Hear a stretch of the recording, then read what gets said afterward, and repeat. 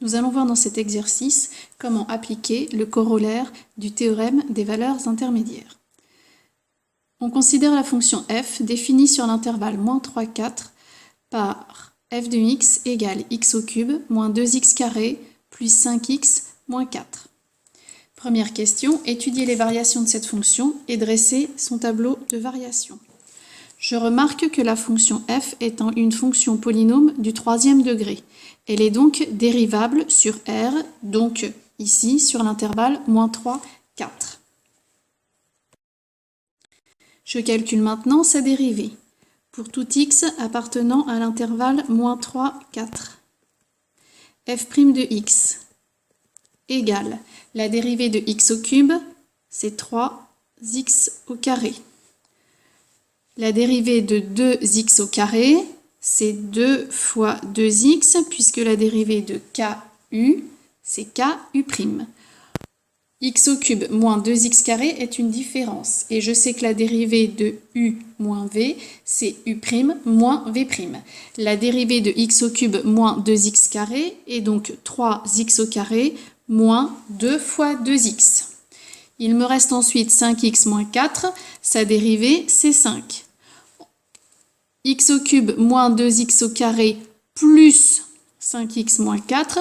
Il s'agit donc de la somme de deux fonctions. Et je sais que la dérivée de u plus v, c'est u' plus v'. Donc la dérivée de f est donc 3x au carré moins 2 fois 2x plus 5. Je termine mon calcul, ce qui me donne 3x au carré moins 4x plus 5. Je dois maintenant étudier le signe de ma dérivée. Je remarque qu'f' est un polynôme du second degré. Pour connaître son signe, je dois calculer le discriminant delta. Delta est égal à b carré moins 4ac, c'est-à-dire moins 4 au carré moins 4 fois 3 fois 5. Ce qui me donne 16 moins 60, c'est-à-dire moins 44. Je remarque que delta est strictement négatif. Donc f' de x a le même signe que le coefficient de x au carré. Comme le coefficient de x au carré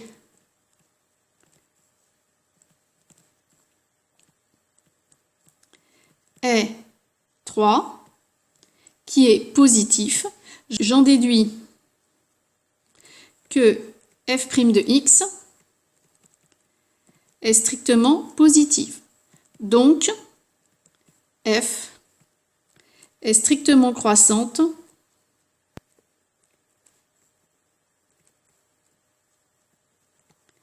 sur l'intervalle -3, 4.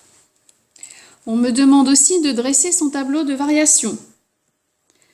Donc sur l'intervalle -3, 4, j'ai démontré que la dérivée f' de x était strictement positive, donc que ma fonction f est strictement croissante. Je calcule les images de -3 et 4. L'image de -3, c'est -64 et l'image de 4, c'est 48. Deuxième question. Démontrer que l'équation f de x égale 2 n'admet qu'une seule solution. C'est là que je vais appliquer le corollaire du théorème des valeurs intermédiaires.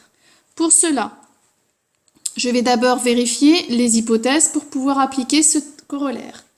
Je sais, première étape, que f est dérivable sur l'intervalle -3, 4. Donc, f est continue sur l'intervalle -3, 4. Et je viens de démontrer qu'elle est strictement croissante sur cet intervalle-là. Donc, les deux premières choses que j'avais à vérifier, c'était que ma fonction était continue sur l'intervalle et qu'elle était strictement croissante sur cet intervalle. Or, f de -3 égale -64 et f de 4 égale 48. On me demande de résoudre f de x égale 2. Je remarque que 2 appartient à l'intervalle moins 64, 48. Donc, d'après le corollaire du théorème des valeurs intermédiaires, je peux en déduire que l'équation f de x égale 2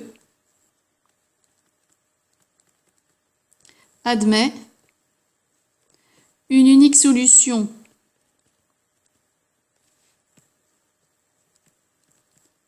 alpha et que cette solution alpha appartient à l'intervalle moins 3, 4. Troisième question. Déterminer un encadrement de cette solution à 10 puissance moins 3 près. Pour cela, nous allons utiliser la calculatrice et la méthode par balayage.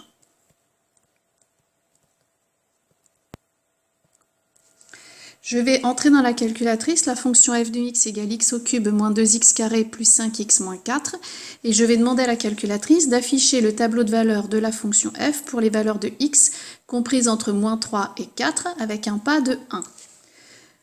Je remarque que f de 1 est égal à 0, c'est inférieur à 2. Et f de 2, c'est égal à 6, c'est supérieur à 2. Pourquoi 2? Parce que je désire résoudre f de x égale 2. Je peux donc en conclure que alpha est compris entre 1 et 2. Je demande maintenant à la calculatrice d'afficher le tableau de valeurs de la fonction f pour x variant entre 1 et 2 avec un pas de 0,1. f de 1,4, c'est égal environ à 1,824. C'est inférieur à 2 et f de 1,5 est environ égal à 2,375 qui est supérieur à 2. Donc, je peux maintenant dire que la solution que je cherche est comprise entre 1,4 et 1,5. On paramètre ensuite la calculatrice pour que cette dernière affiche un tableau de valeurs pour les valeurs de x comprises entre 1,4 et 1,5 avec un pas de 0,01. On remarque que f de 1,43 est inférieur à 2 et que f de 1,44 est supérieur à 2. Donc on en déduit qu'alpha est compris entre 1,43 et 1,44. Enfin, je demande à la calculatrice d'afficher le tableau de valeurs pour les valeurs de x comprises entre 1,43 et 1,44 avec un pas de 10 puissance moins 3 et je remarque que f de 1,432 est inférieur à 2 et que f de 1,433 est supérieur à 2. Donc, j'en conclus que la solution cherchée, alpha, est comprise entre 1,432 et 1,433.